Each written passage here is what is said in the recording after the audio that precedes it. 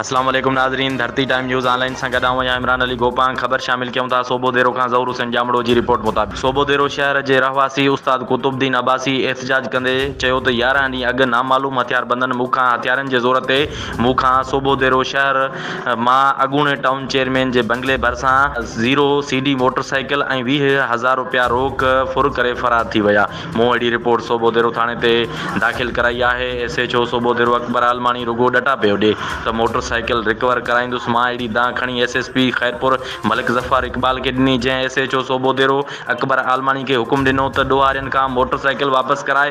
SHO जा वाठा मूं वटि अचनि पिया जेकी खाई पी बि वञनि था ऐं चवनि था त तुंहिंजी गाॾी SHO खे मिली वई आहे, उन वटां काए वञ।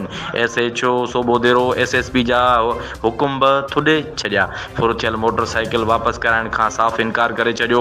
मुतासिर IG सिंध DIG सखर ऐं SSP खैरपुर खां मुतालबो कयो त फुर थियल गाॾी वापसि कराए इंसाफ़ कयो वञे। उस्ताद कुतुबुद्दीन अब्बासी मूंखां सोबे देरो शहर ईदगाह वटि गाॾी मोटरसाइकिल CD 70 2022 31/3/2022 ते सिजल थियो 7:20 ते फुर कई वई, जेके नामालूम 4 हथियारबंद हुआ।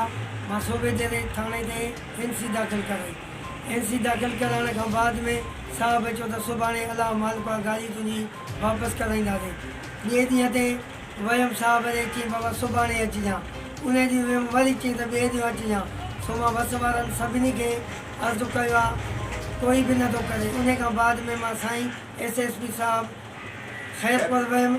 खैरपुर वारे साईं हिन खे फ़ोन ते बि चयो, एप्लीकेशन बि चयो। SHO साहब अकबर आलमाणीअ खे चयईं त भाऊअ खे गाॾी जेको आहे वापसि कराए ॾे।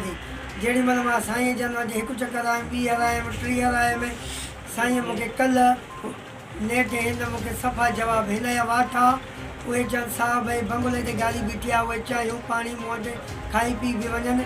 चवनि साहब वटि गाॾी बीठी आहे, तव्हां वञो साहब ॾे।